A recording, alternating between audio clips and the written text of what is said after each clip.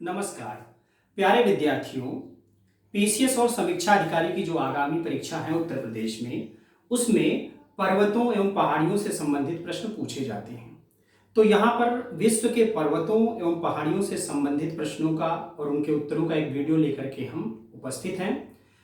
सारे प्रश्न लगभग इसी वीडियो से पूछे जाएंगे, क्योंकि ये छोटे से गागर में सागर वाली बात है इसमें कि छोटे से वीडियो में हमने पूरा जितना भी विश्व के पर्वत एवं पहाड़ जो 1995 के बाद से लेकर अब तक प्रश्न पूछे गए हैं उनकी संक्षिप्त व्याख्या करके समझाया है। ये आपके लिए काफी उपयोगी साबित होगा। तो आइए देखते हैं इन प्रश्नों और उत्तरों को। हाँ, तो पहली पंक्ति में हम लिख रहे हैं कि पूरी पृथ्वी के कितने भाग पर पर्वत एवं पहाड़ियों का विस्तार है। ये सिर्फ समझाने के लिए है, कभी ये पूछा भी जा चुका है।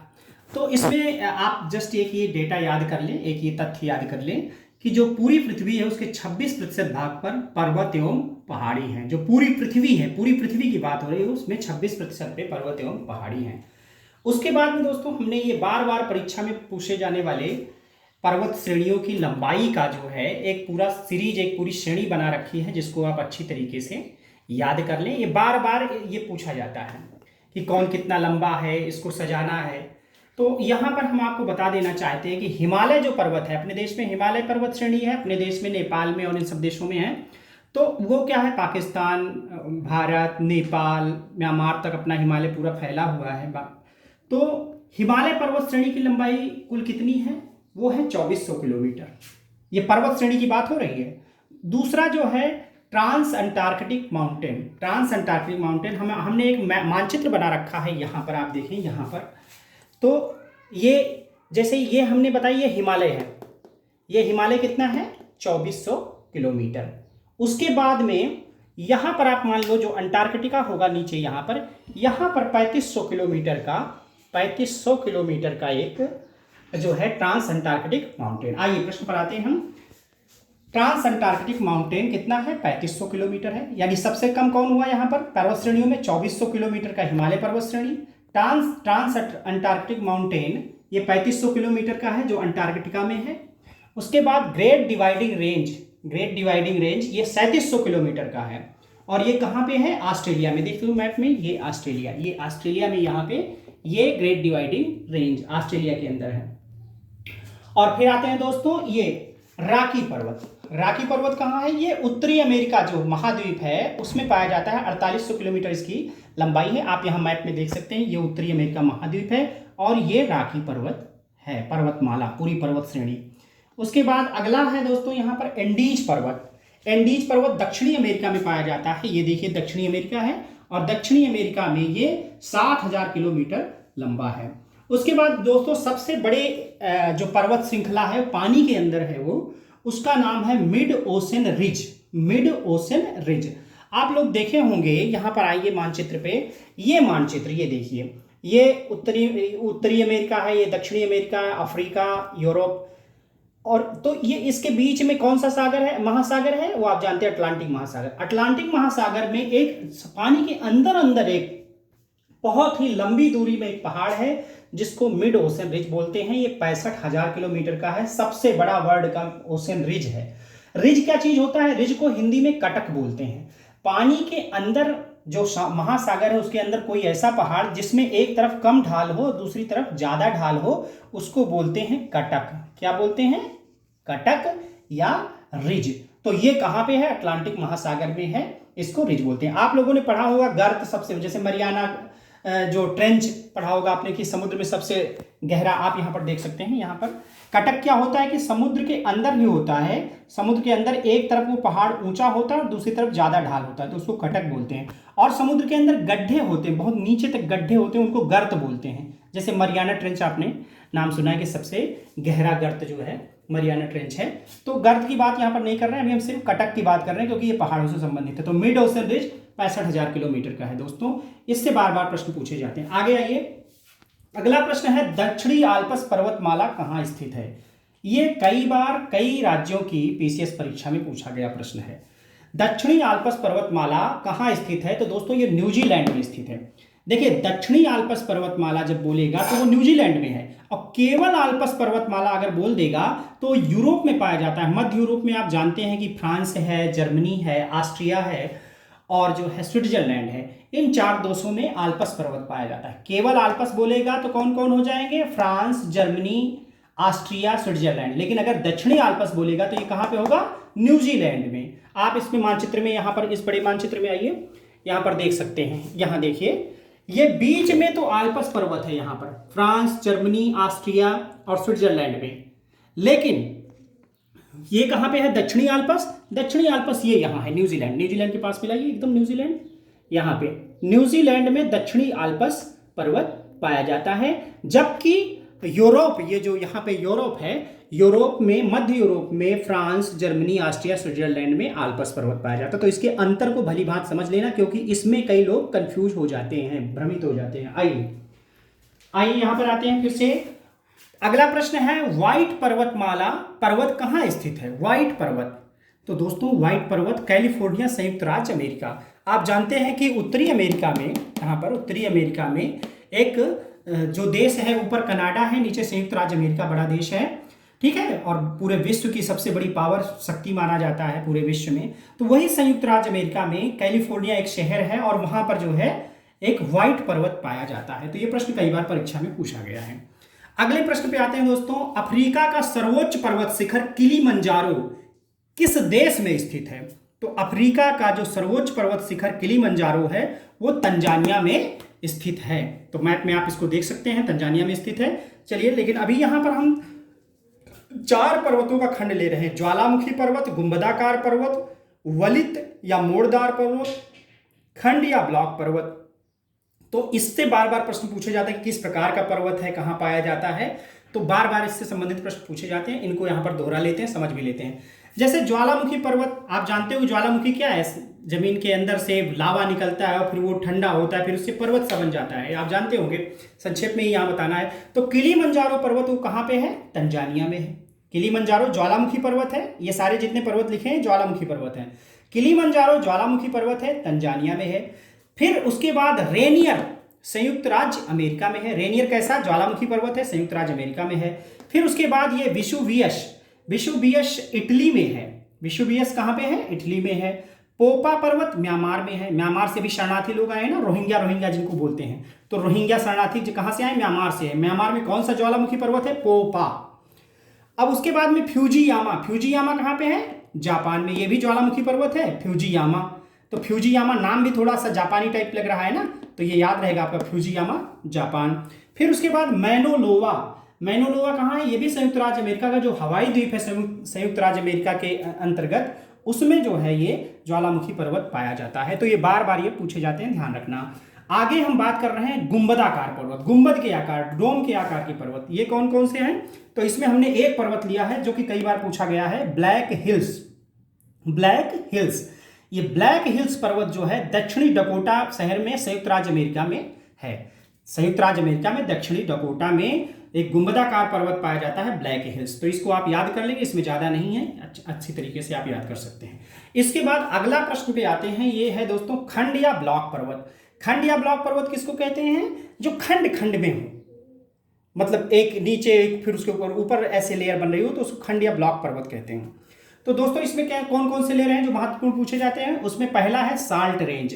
साल्ट रेंज जो ब्लॉक पर्वत है या खंड पर्वत है, ये पाकिस्तान जो हमारा पड़ोसी देश है, जिससे हमारी लड़ाई झगड़ा चलता रहता है हमेशा, वहां पर यह साल्ट रेंज पाया जाता है। साल्ट रेंज पर्वत वहां पे पाया जाता है।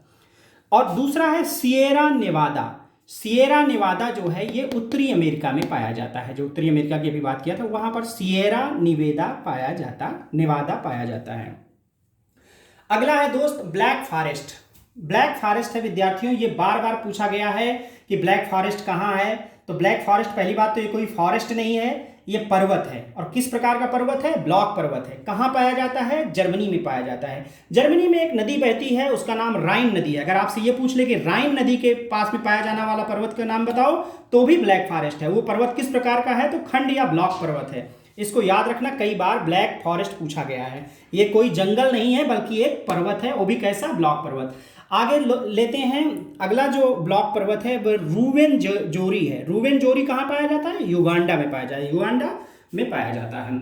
अगला प्रश्न लेते हैं दोस्तों, वलित पर्वत या मोड़दार पर्वत। ये आजकल क्या पिछले कई सालों से वलित पर्वत या मोड़दार पर्वत पूछे जा रहे हैं परीक्षा में ज़्यादा।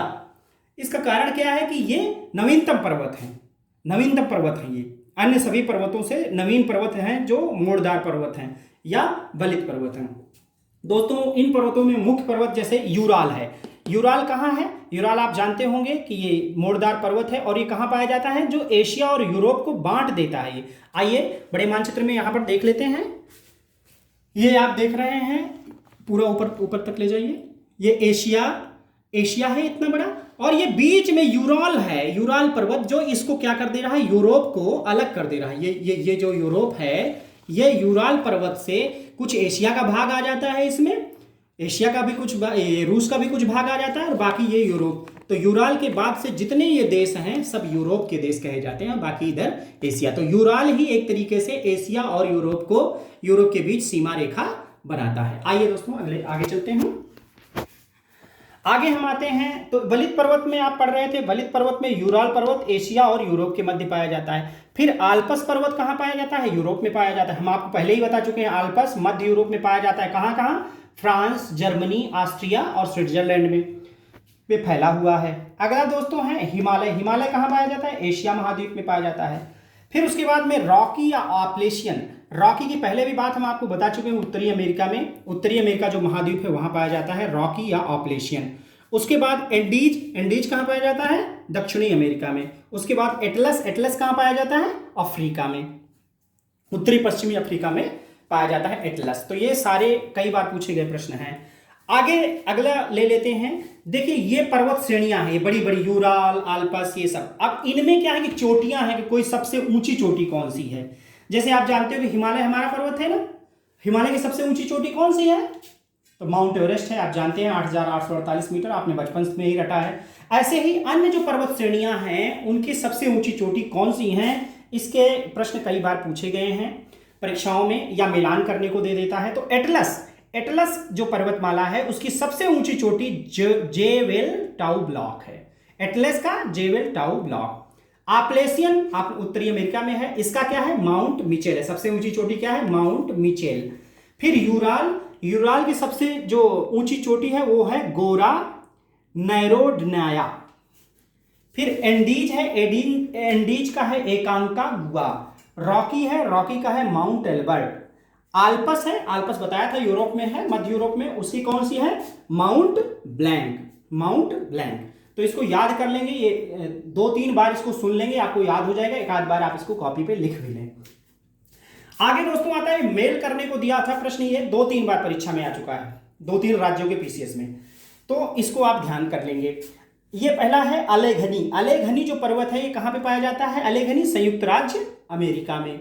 दूसरा है मैकेंजी संयुक्त राज्य अमेरिका के ऊपर क्या है? कनाडा देश है ना, तो मैकेंजी कनाडा में पाया जाता है। उसके बाद दोस्तों कैंटाब्रियन जो पर्वत है ये स्पेन में पाया जाता है। स्पेन कहाँ का देश है? यूरोप का देश है। यूरोप के देश में कैंटाब्रियन, ये जो स्पेन में कैंटाब्रियन पर्वत पाया जाता है। उसके बाद एल्बुर्ज कहाँ पाया जाता है? ईरान में पाया जाता है। ईरान आप देखते हैं कि ये मध्य एशिया का, मध्य पश्चिम एशिया कह सकते हैं, वहाँ का ये देश है ईरान।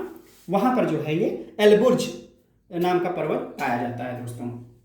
आगे आते हैं, फ्रांस एवं स्पेन के बीच सीमा बनाने वाला पर्वत कौन सा है? ये भी कई बार पूछा जा चुका है। तो फ्रांस एवं स्पेन के बीच सीमा बनाने वाले पर्वत का नाम है पेरिनीज। आइए फ्रांस और स्पेन को देख लेते हैं। चलिए मुख्य मानचित्र में फ्रांस को यहाँ इस पे आइए, ये यूरोप महाद्वीप को बड़ा करके दिखाया गया है। आप देख रहे हैं यहाँ पे ये क्या है? फ्रांस है, उसके नीचे क्या है? ये स्पेन है। इन दोनों को जो बांटता है वो कौन सा पर्वत है? फ्रांस और स्पेन को कौन सा पर्वत है? पेरिनीज है। कौन सा पर्वत है? पेरिनीज। आइए तो ये इसके बाद में हो गया माउंट टिटलिस किस देश में है? ये माउंट टिटलिस जो है ये भी ज्वालामुखी पर्वत है और ये स्विट्जरलैंड में है। ज्वालामुखी को सूख जाने के बाद जब ज्वालामुखी ठंडी हो जाती है उसके बाद में ये पर्वत बना है, टिटलिस, माउंट टिटलिस।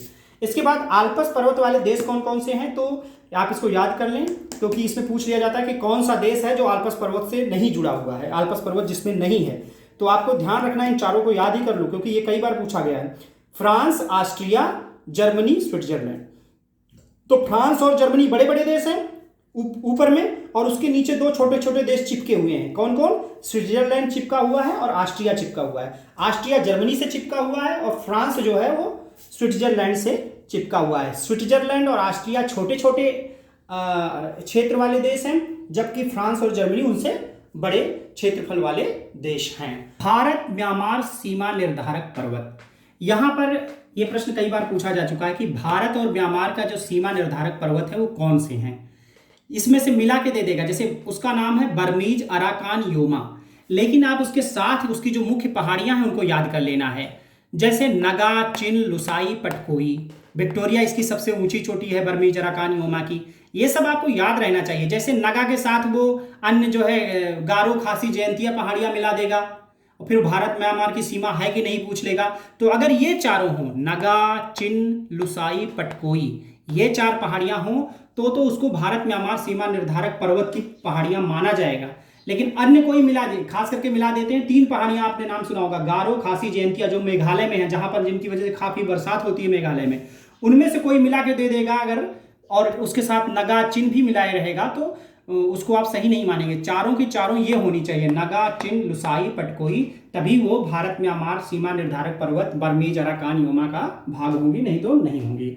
अगला प्रश्न है दोस्तों, ये ड्रेकेंसबर्ग पर्वत कहाँ पाया जाता है। तो ड्रेकेंसबर्ग पर्वत, ये देखो आप अफ्रीका देख रहे हैं ना, ये अफ्रीका में एक देश है, यहाँ पे नीचे में दक्षिण अफ्रीका है, और दक्षिण अफ्रीका से जुड़ा हुआ एक छोटा सा देश है लेसोथो।